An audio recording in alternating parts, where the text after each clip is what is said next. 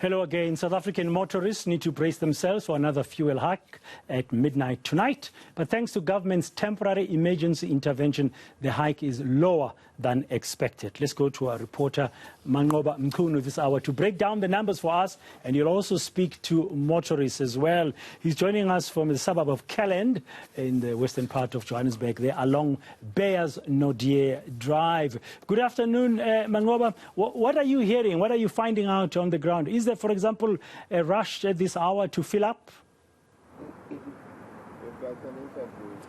Well, but then at this particular point, we haven't started seeing that rush. In fact, I can tell you that we haven't seen those long queues that you usually find at petrol stations when there is an imminent fuel hike the next day. Of course, we do know that many of the people are still at work at this time, and they'll be leaving their workplaces now. And we are expecting, of course, to see those queues starting to form after that. But I can tell you, Praten, that there's quite a lot of anxiety from many of the motorists that we spoke to earlier, of course, who are saying that they are bracing themselves for that fuel increase. It is not that steep this time around, and thanks to that intervention by the finance minister when it comes to the fuel levy. And those who've spoken to Praten saying that while, of course, there is some relief in the fact that the fuel levy is not going to be going up for the next 2 months at least, but however, they are concerned because this means that they'll have to dig deeper into their pockets, which are already stretched, as we know, Praten, due to many things, including COVID-19 pandemic. But it's also just not affecting the drivers themselves, the motorists themselves, but also petrol station owners. They're saying that this fuel increase is definitely going to have an effect on them. And joining me now is one of the station owners of the BB Garage here in Kelland. Thank you for your time, Forward Ali. Let's just start by what you're seeing today. Are you seeing a lot of motorists coming? What have you observed so far today? Thank you very much, Manqoba, for giving us this opportunity. Firstly, Dan, as you can see on the forecourt, we don't have a lot of customers here. The consumer is under pressure, but so are the dealers. We are also under a lot of pressure. The rise in the petrol price, coupled to the COVID-19 pandemic, has wreaked havoc on the fuel retailers' business in its entirety. I must point out to you very clearly that the price increase, there's a general misperception that petrol owners make a lot of money. That is a misperception, and I put a pun on the word misperception because we are not making money. We are being hammered from all angles. Electricity increases, wage increases. Also, we are approximately 4,500 SMMEs in this country, and we're all battling to make a living. So the petrol price increase is placing a lot of pressure on the consumer and the end user.